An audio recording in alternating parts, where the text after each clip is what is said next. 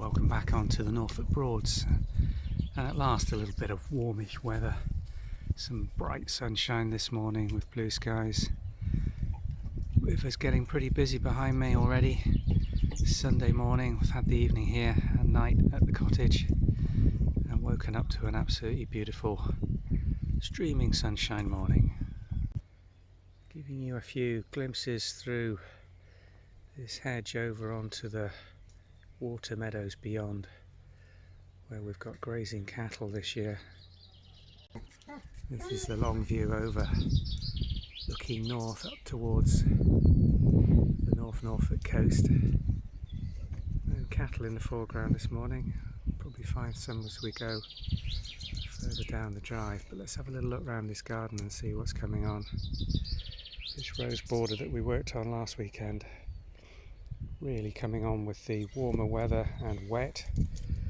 Ideal growing weather here, not having to water anything. The new peony bushes that we put in have really settled in and got going. No sign of any wilt or dieback on those. They've grown away really beautifully. Still a couple of weeks before we start getting some colour on this border. All the early daffs and tulips are now finished, and we're just waiting for the roses, delphiniums and geraniums that planted around the base of them to come on. These little hybrid violas we planted in this wall-mounted basket have really settled in well. Masses of flower on them. Absolutely spectacular show. There's only 3 plants in this planter, but just look how well they're doing. And these marshes are full of new life at this time of year. A little pod of geese. Families, probably 3 or 4, all looking after the youngsters on this little corner of the field, surrounded by water on 2 sides, which gives them an element of safety. Horse fen mill in the background there, and in the far distance, Hunter's boatyard. Semi-wild bit of this garden is really coming on nicely now. Lush green, forget-me-not just coming to the end of its flowering season. Plenty of bud coming up on that perennial cornflower in the background, and a lot more herbaceous growing away in this border as well. Further round in the shady area, these are lasting really nicely. I've got the very first of the geraniums coming into flower. This large-leaved light pink flowered version doing very nicely in the dappled shade under this absolutely spectacular lilac. Let me get a close up on that, show you the colour of this. Really is quite special. Nearly all of the flower and growth on this high up. It's quite a difficult to reach canopy, but the scent when you do get them down, absolutely spectacular. Really rich reddy purple, beautiful clusters of flowers, and the scent as a cut flower, it's absolutely spectacular. And although we're almost in the last quarter of May, the May blossoms only just started to come out here in Norfolk. This is again a beautiful scent when it's out. Beautiful sprays of these creamy white flowers that the insects just love. A sweet honey smell of it, almost overpowering when the wind dies down on still evenings. Beautiful little hedging tree this. And the honeysuckle on the front of the cottage is just getting better and better. A little bit of sun just really helping this along.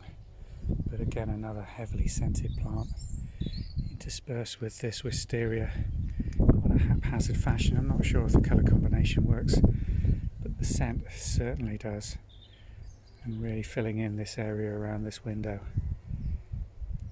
Complements the young growth on the wisteria beautifully. Do like this bronzy copper effect you get with this first flush of wisteria growth at this time of year. Absolutely beautiful, worth growing just for the foliage, let alone the flowers that we've got. Let's see an oath, this is still spectacular. Week after it started flowering, still plenty of bud to come out on this. Really filling in this corner with a beautiful splash of deep blue.